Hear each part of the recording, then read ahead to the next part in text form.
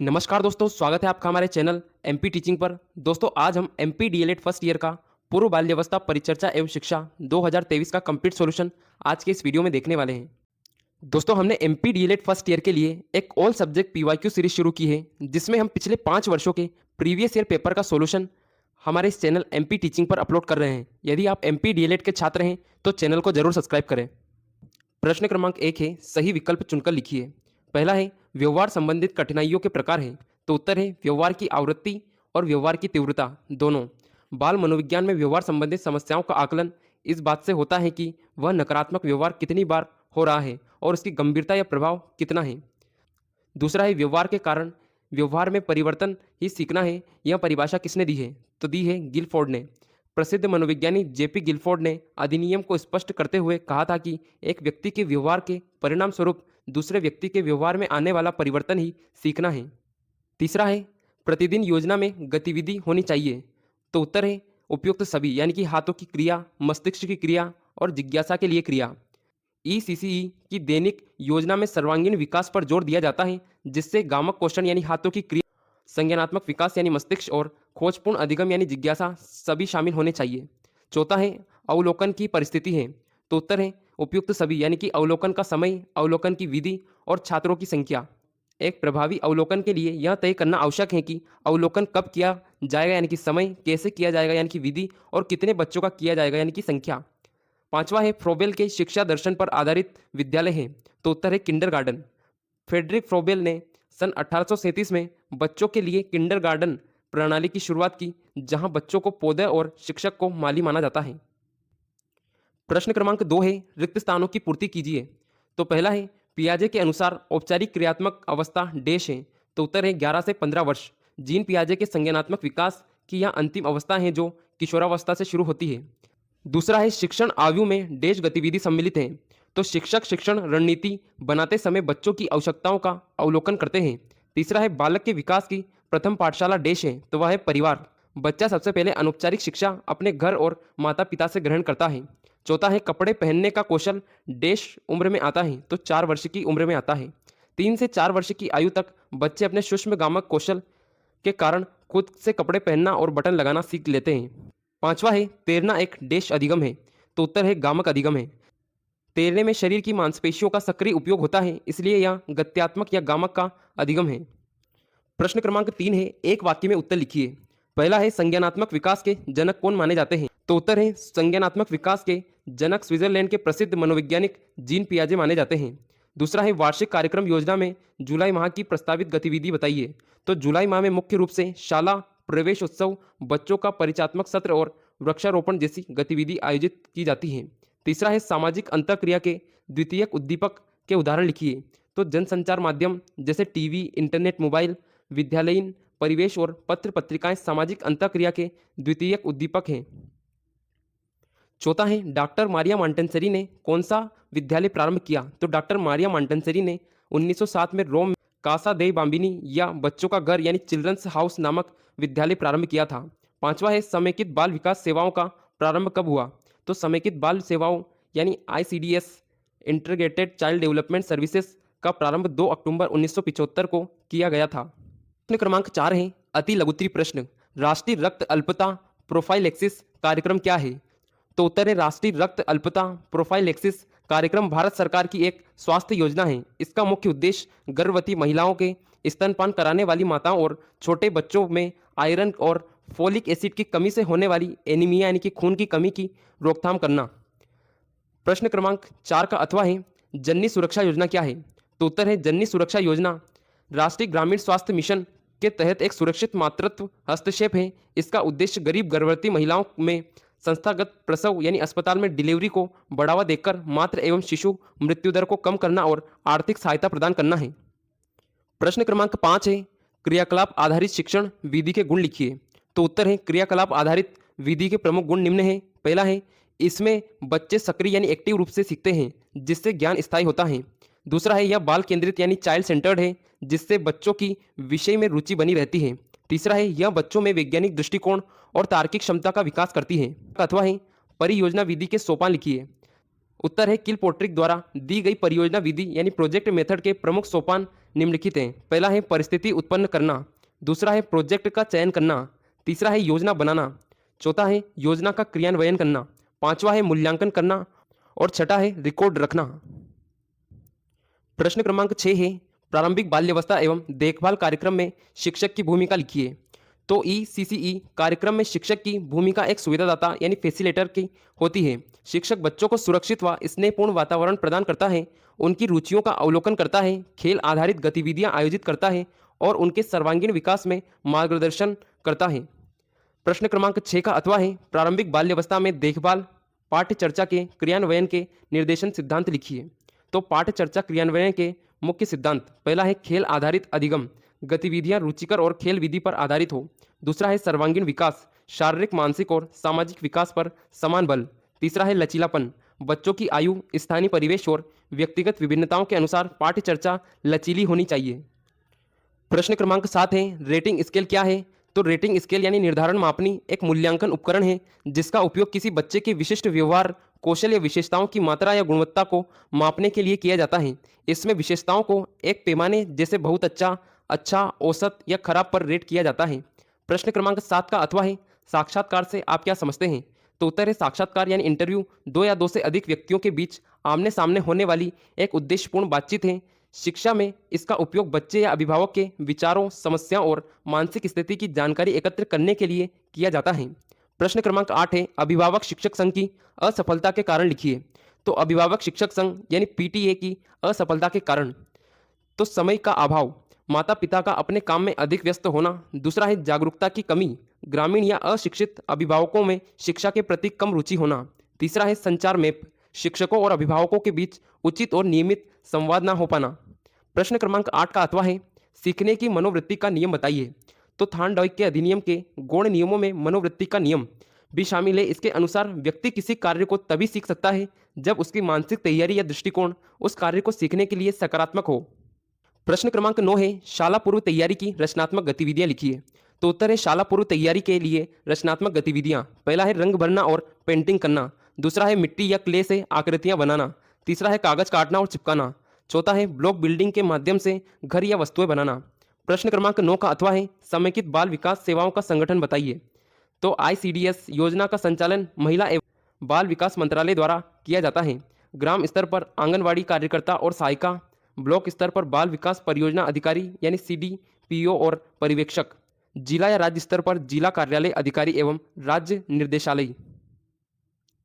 प्रश्न क्रमांक 10 है लघुत्तरीय प्रश्न, प्रारंभिक बाल्यावस्था में देखभाल एवं शिक्षा ईसीसीई के उद्देश्य लिखिए। तो ईसीसीई के प्रमुख उद्देश्य निम्नलिखित हैं। पहला है सर्वांगीण विकास, बच्चों के शारीरिक, मानसिक, सामाजिक, संवेगात्मक और भाषाई विकास के लिए ठोस नींव तैयार करना। दूसरा है विद्यालय के लिए तैयारी, बच्चों को प्राथमिक कक्षा की औपचारिक शिक्षा के लिए मानसिक और शारीरिक रूप से तैयार करना। तीसरा है स्वस्थ आदतों का निर्माण, बच्चों में स्वच्छता, अच्छे खानपान और दिनचर्या की स्वस्थ आदतें विकसित करना। चौथा है सृजनात्मकता को बढ़ावा, खेल और रचनात्मक गतिविधियों के माध्यम से बच्चे की कल्पना शक्ति और रचनात्मकता को उभारना। प्रश्न क्रमांक 10 का अथवा है समेकित बाल विकास सेवाओं के उद्देश्य लिखिए। तो समेकित बाल विकास सेवाएं यानी आईसीडीएस योजना के मुख्य उद्देश्य निम्न है। पहला है 0 से 6 वर्ष की आयु वर्ग के बच्चों के पोषण और स्वास्थ्य स्थिति में सुधार लाना। दूसरा है बच्चों के उचित मनोवैज्ञानिक, शारीरिक और सामाजिक विकास की नींव रखना। तीसरा है मृत्यु दर, कुपोषण और बीच में स्कूल छोड़ने की दर को कम करना। चौथा है स्वास्थ्य और पोषण शिक्षा के माध्यम से माताओं की क्षमता को बढ़ाना ताकि वे बच्चों की सामान्य देखभाल कर सकें। प्रश्न क्रमांक 11 है बच्चों के बौद्धिक खेल बताइए। तो बौद्धिक खेल वे खेल होते हैं जो बच्चे को सोचने, समझने और तर्क करने और समस्या समाधान की क्षमता को विकसित करते हैं। प्रमुख बौद्धिक खेल निम्नलिखित हैं। पहला है पहेली, जिग्जा पजल को सुलझाना। दूसरा है स्मृति खेल, चित्र देखकर उन्हें याद रखना और मिलाना। तीसरा है वर्गीकरण खेल, रंग, आकार या प्रकार के आधार पर वस्तुओं जैसे बटन, कंचे, ब्लॉक को अलग अलग करना। चौथा है ब्लॉक बिल्डिंग, ब्लॉक्स को जोड़कर नए आकार या भवन सोचना या बनाना। प्रश्न क्रमांक 11 का अथवा है बालकों के प्रयोगात्मक खेल बताइए। तो प्रयोगात्मक खेल यानी प्रैक्टिकल गेम्स वे होते हैं जिनमें बच्चे स्वयं चीज़ों के साथ प्रयोग कर सीखते हैं। इसमें उनमें खोज की प्रवृत्ति बढ़ती है। पहला है रेत और पानी का खेल, पानी में कौन सी चीज़ तैरती है या डूबती है इसका अवलोकन करना। दूसरा है रंगों का मिश्रण, दो अलग अलग रंगों जैसे लाल और पीले को मिलाकर नया रंग जैसे नारंगी बनाना। तीसरा है मिट्टी का खेल, गीली मिट्टी से बर्तन या आकृतियां बनाना, जिससे उन्हें आकार और आयतन का व्यवहारिक ज्ञान होगा। प्रश्न क्रमांक 12 है, बालकों के मानसिक स्वास्थ्य सुधार में विद्यालय का योगदान बताइए। तो बच्चे के मानसिक स्वास्थ्य को बेहतर बनाने में विद्यालय की भूमिका अत्यंत महत्वपूर्ण है। पहला है सकारात्मक वातावरण। भय मुक्त और शांतिपूर्ण स्कूल का माहौल बच्चों को मानसिक सुरक्षा प्रदान करता है। दूसरा है सहानुभूतिपूर्ण शिक्षक। जब शिक्षक बच्चे की समस्याओं को समझते हैं और प्यार से पेश आते हैं तो बच्चे का तनाव कम होता है। तीसरा है सहशैक्षिक गतिविधियाँ। खेल, संगीत और कला बच्चों को अपने भावनाओं व्यक्त करने का मौका देती है। चौथा है परामर्श एवं निर्देशन। आवश्यकता पड़ने पर स्कूल काउंसलर बच्चे की मनोवैज्ञानिक समस्याओं का समाधान करते हैं। प्रश्न क्रमांक 12 का अथवा है, सीखने के नियमों का शैक्षिक महत्व लिखिए। तो थान डोइक के सीखने के नियमों का शिक्षा में बहुत महत्व है। पहला है तत्परता के नियम का महत्व। शिक्षक यह जान पाता है कि जब तक बच्चा शारीरिक और मानसिक रूप से सीखने के लिए तैयार ना हो, उसे नहीं सिखाया जा सकता है। इसलिए पाठ शुरू करने से पहले अभिप्रेरणा जरूरी है। दूसरा है अभ्यास के नियम का महत्व। यह स्पष्ट करता है कि बार बार अभ्यास करने से ज्ञान स्थायी हो जाता है। तीसरा है प्रभाव के नियम का महत्व। यदि सीखने का परिणाम सुखद यानी पुरस्कार या प्रशंसा है तो बच्चा जल्दी सीखता है, अतः शिक्षक को पुनर्बलन बहुत जरूरी है। प्रश्न क्रमांक 13 है दीर्घ उत्तरीय प्रश्न। सीखने की विशेषताओं का वर्णन कीजिए। तो सीखना यानी अधिगम जीवन भर चलने वाली एक महत्वपूर्ण प्रक्रिया है। इसकी प्रमुख विशेषताएं इस प्रकार हैं। पहला है सीखना एक निरंतर प्रक्रिया है। अधिगम जन्म से लेकर मृत्यु तक अनवरत चलता रहता है। व्यक्ति हर परिस्थिति और अनुभव से कुछ ना कुछ सीखता है। दूसरा है सीखना व्यवहार में परिवर्तन है। सीखने का वास्तविक अर्थ केवल रटना नहीं बल्कि नए अनुभवों के आधार पर व्यक्ति के पूर्ण व्यवहार में स्थायी और सकारात्मक परिवर्तन आना है। तीसरा है सीखना उद्देश्यपूर्ण होता है। किसी न किसी लक्ष्य यानी गोल को प्राप्त करने के लिए ही अधिगम प्रक्रिया शुरू होती है। बिना उद्देश्य के सीखना प्रभावी नहीं होता है। चौथा है सीखना सार्वभौमिक है। अधिगम केवल मनुष्यों तक सीमित नहीं बल्कि पशु, पक्षी और दुनिया के सभी जीव अपने पर्यावरण से सीखते हैं। पांचवा है सीखना सक्रियता है। ज्ञान को निष्क्रिय रूप से ग्रहण नहीं किया जा सकता है। इसके लिए सीखने वाले को शारीरिक और मानसिक रूप से सक्रिय रहना पड़ता है। प्रश्न क्रमांक 13 का अथवा है पियाजे के संज्ञानात्मक विकास की विशेषताओं का वर्णन कीजिए। तो जीन पियाजे का संज्ञानात्मक विकास सिद्धांत बच्चों की बुद्धि और सोचने की क्षमता के विकास को समझाता है। इसकी मुख्य विशेषताएं निम्न हैं। पहला है संवेदिक गामक अवस्था जो कि 0 से 2 वर्ष होती है। दूसरी है पूर्व संक्रियात्मक अवस्था जो कि 2 से 7 वर्ष होती है। तीसरा है मूर्त संक्रियात्मक अवस्था जो कि 7 से 11 वर्ष होती है। और चौथी है औपचारिक संक्रिया यानी कि 11 से 15 वर्ष।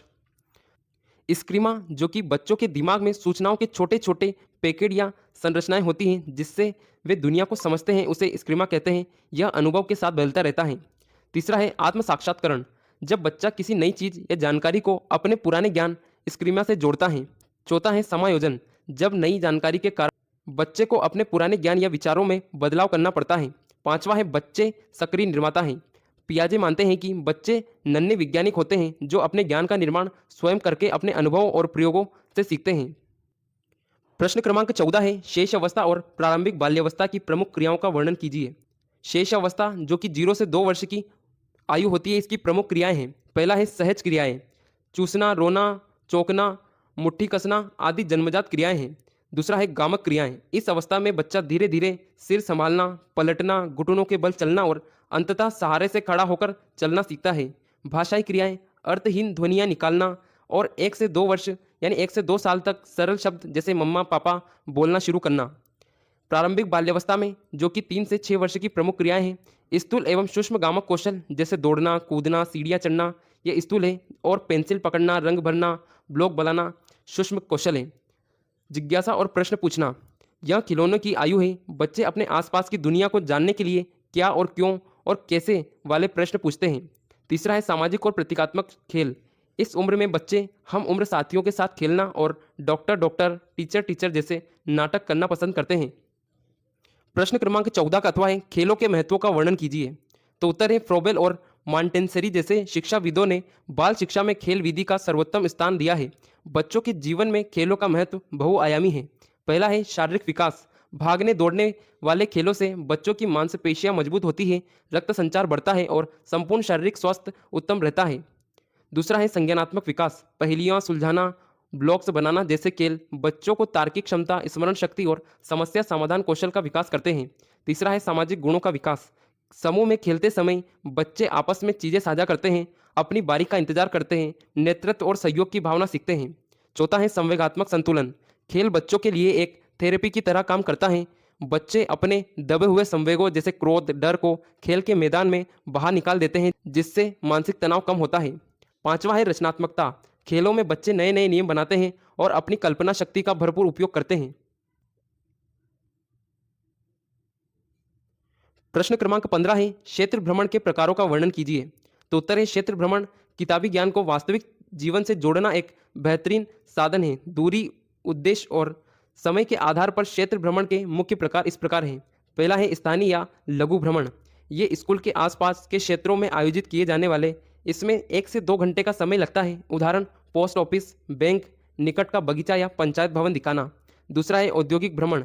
बच्चों को उत्पादन प्रक्रिया समझाने के लिए पास की किसी फैक्ट्री, बेकरी या डेयरी फार्म में ले जाना, ताकि वे श्रम और तकनीकी का महत्व समझे। तीसरा है प्रकृति भ्रमण।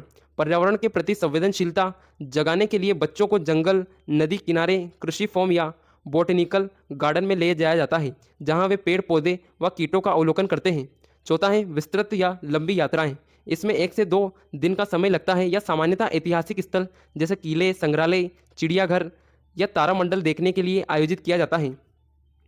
प्रश्न क्रमांक 15 है, समावेशी कक्षा कक्ष में सहयोगी अधिगम की विशेषताओं का वर्णन कीजिए। तो समावेशी शिक्षा में सभी प्रकार के बच्चे सामान्य और विशेष आवश्यकता वाले एक साथ पढ़ते हैं।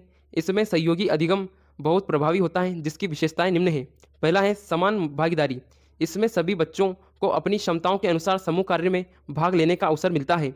कोई भी बच्चा खुद को अलग थलग महसूस नहीं करता है। दूसरा है सहकर्मी शिक्षण। सामान्य बच्चे विशेष आवश्यकता वाले बच्चों की पढ़ाई या गतिविधियों में मदद करते हैं। बच्चे अक्सर शिक्षक से ज़्यादा अपने दोस्तों से जल्दी सीखते हैं। तीसरा है सहानुभूति और सम्मान। सहयोगी अधिगम से बच्चे में एक दूसरे की कमजोरियों के प्रति समझ और सम्मान की भावना विकसित होती है और भेदभाव खत्म होता है। चौथा है साझा जिम्मेदारी। किसी प्रोजेक्ट को पूरा करने की जिम्मेदारी पूरे समूह की होती है, जिससे बच्चों में टीम वर्क और नेतृत्व के गुण विकसित होते हैं। प्रश्न क्रमांक 16 है, खेल गतिविधियों का नियोजन किस प्रकार करना चाहिए। तो उत्तर है पूर्व प्राथमिक या प्राथमिक स्तर पर खेल गतिविधियों का नियोजन एक शिक्षक को अत्यंत सावधानी से करना चाहिए। इसके प्रमुख बिंदु निम्न है। पहला है आयु के अनुकूल।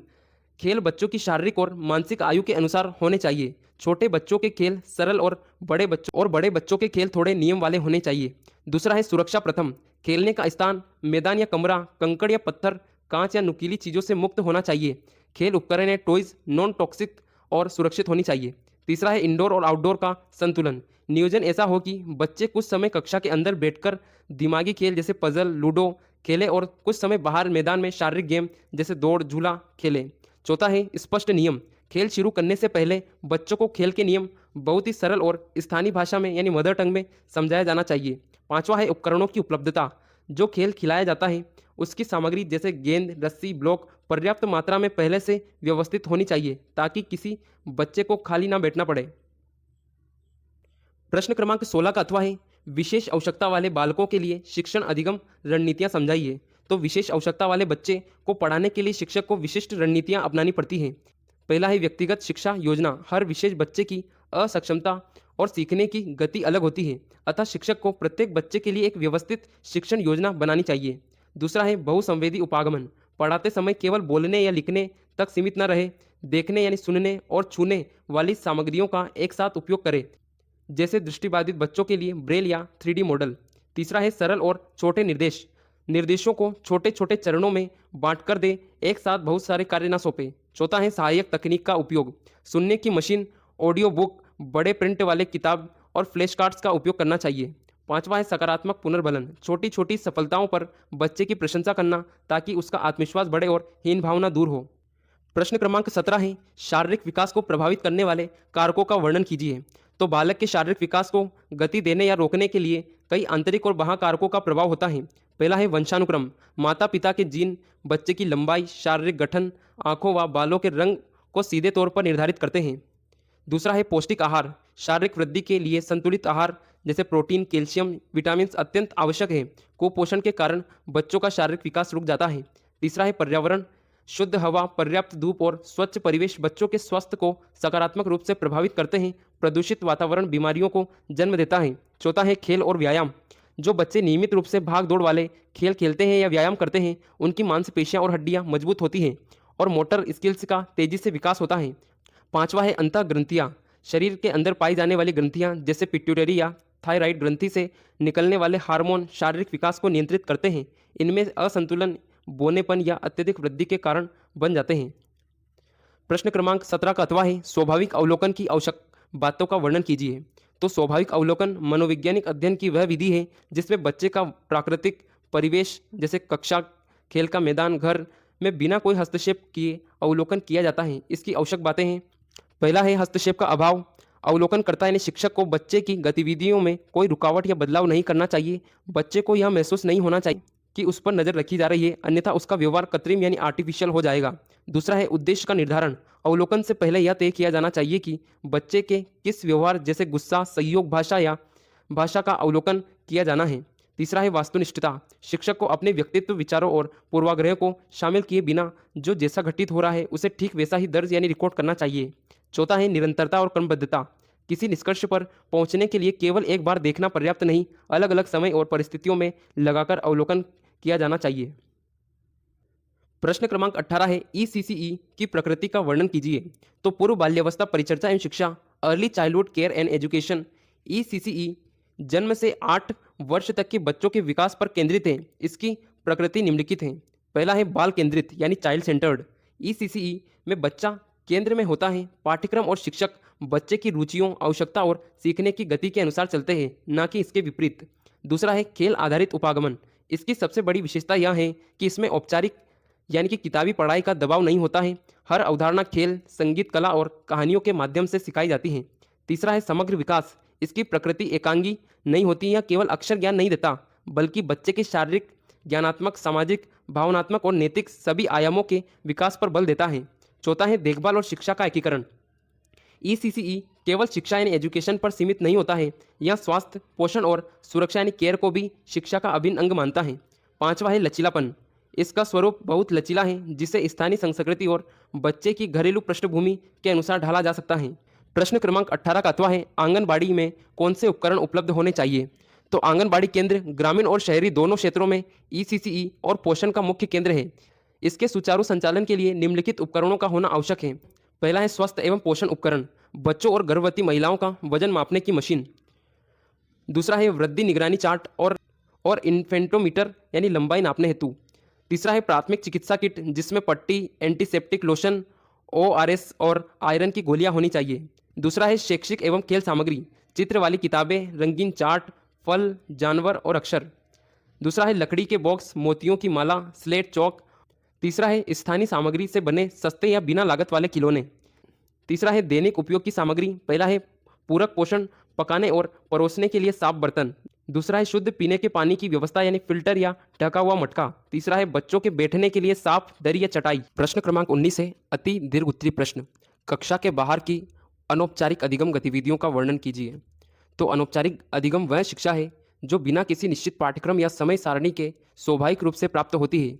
कक्षा की 4 दीवारों के बाहर होने वाली ये गतिविधियां बच्चों के अनुभव संसार को अत्यंत समृद्ध बनाती है। प्रमुख गतिविधियां इस प्रकार हैं। पहला है शैक्षिक भ्रमण। बच्चों को चिड़ियाघर, विज्ञान केंद्र, डाकघर या रेलवे स्टेशन ले जाना। यहाँ बच्चे वास्तविक दुनिया को देखकर सीखते हैं, जो कक्षा के लेक्चर से कहीं अधिक प्रभावशाली होता है।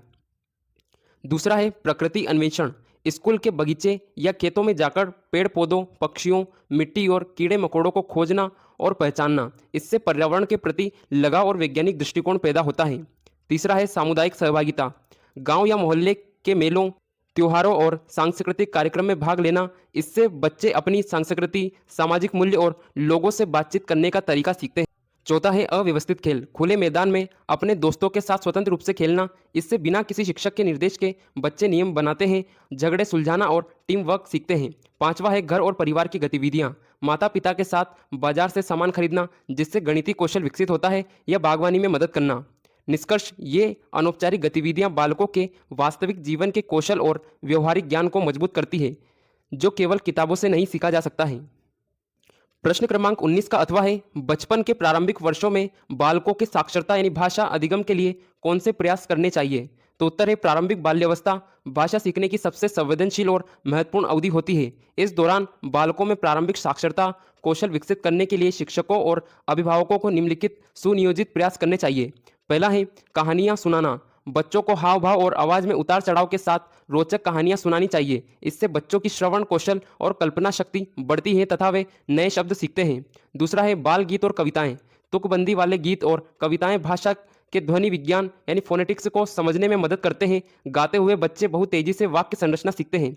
तीसरा है प्रिंट समृद्ध वातावरण। कक्षा या घर की दीवारों पर बड़े अक्षरों वाले चार्ट, जानवरों के चित्र, नाम सहित और लेबल लगे होने चाहिए। बच्चा बार बार अक्षरों को देखकर उन्हें पहचानना शुरू कर देता है। चौथा है चित्रकथा पुस्तकें। बच्चों को ऐसी किताबें देनी चाहिए जिनमें चित्र बड़े हो और टेक्स्ट कम हो। शिक्षक बच्चों से चित्रों को देखकर कहानी या अनुमान लगाने को कहते हैं।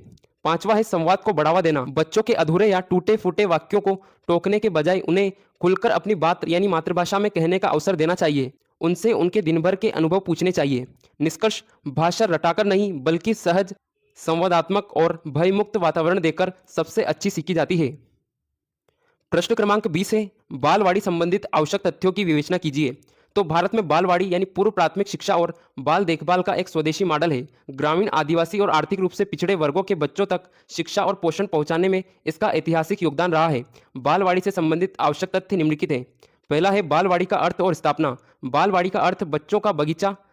भारत में पहली बालवाड़ी की स्थापना महान शिक्षाविद ताराबाई मोदक और अनुताई वाघ ने 1930 के दशक में महाराष्ट्र के ग्रामीण आदिवासी क्षेत्र में की थी। दूसरा है लक्षित वर्ग। बालवाड़ियों का मुख्य उद्देश्य 3 से 6 वर्ष की आयु के उन गरीब और वंचित बच्चों को शिक्षा देकर देखभाल प्रदान करना है जिनकी पहुंच महंगे शहरी प्ले स्कूल तक नहीं है। तीसरा है पोषण और स्वास्थ्य पर ध्यान। बालवाड़ी केवल स्कूल नहीं, यहाँ बच्चों को पूरक आहार, विटामिन और नियमित स्वास्थ्य जांच यानी टीकाकरण आदि की सुविधा प्रदान की जाती है। चौथा है अनौपचारिक शिक्षा। यहाँ शिक्षा का माध्यम पूरी तरह से अनौपचारिक होता है। स्थानीय भाषा यानी मातृभाषा में गीत, कहानियाँ, स्थानीय सामग्री जैसे पेड़, पत्ते, कंकड़ से बने खिलौने के माध्यम से खेल खेल में शिक्षा दी जाती है। पांचवा है बाल सेविका की भूमिका। बालवाड़ी का संचालन प्रशिक्षित बाल सेविका द्वारा किया जाता है। वह एक शिक्षिका होने के साथ साथ एक माँ की तरह बच्चों के स्वास्थ्य और स्वच्छता की देखभाल करती है। प्रश्न क्रमांक 20 का अथवा है शिशु शिक्षा, शिक्षक की विशेषता को समझाइए। तो उत्तर है शिशु शिक्षा का स्तर सबसे चुनौतीपूर्ण होता है क्योंकि छोटे बच्चों को संभालना और उन्हें औपचारिक शिक्षा के लिए तैयार करना आसान नहीं है। एक सफल शिशु शिक्षक में निम्नलिखित विशेषता होनी चाहिए। पहला है अत्यधिक धैर्य और सहनशीलता। छोटे बच्चे बार बार गलतियां करते हैं, रोते हैं और एक ही सवाल को कई बार पूछते हैं। शिक्षक में इतना धैर्य होना चाहिए कि वह बिना जुझलाए प्यार से उनकी शंकाओं का समाधान करें। दूसरा है मातृत्व और वात्सल्य। छोटे बच्चे पहली बार अपने घर और माता पिता से दूर स्कूल आते हैं। शिक्षक का व्यवहार स्नेहपूर्ण और सहानुभूतिपूर्ण होना चाहिए ताकि बच्चे स्कूल में सुरक्षित महसूस कर सकें। तीसरा है बाल मनोविज्ञान का ज्ञान। शिक्षक को यह पता होना चाहिए कि बच्चे किस उम्र में कैसे सीखते हैं, उनकी रुचियां क्या है, उनके मानसिक विकास का स्तर क्या है। चौथा है रचनात्मकता और ऊर्जावान। शिशु शिक्षक को कला, क्राफ्ट, संगीत और अभिनय में निपुण होना चाहिए। उसे बच्चों के साथ उनके स्तर पर जाकर कूदने, खेलने और कविता गाने के लिए शारीरिक रूप से सक्रिय और ऊर्जावान होना चाहिए। पांचवा है उत्तम अवलोकन कौशल। शिक्षक को हर बच्चे के व्यवहार, उसकी स्वास्थ्य स्थिति और उनकी छिपी हुई प्रतिभा को बारीकी से देखने और समझने की क्षमता होनी चाहिए। तो दोस्तों ये था एमपी डीएलएड फर्स्ट ईयर का पूर्व बाल्यावस्था परिचर्या एवं शिक्षा 2023 का कंप्लीट सॉल्यूशन। अगर आप इसी प्रकार के अन्य वीडियो देखना चाहते हैं तो चैनल को जरूर सब्सक्राइब करें। धन्यवाद।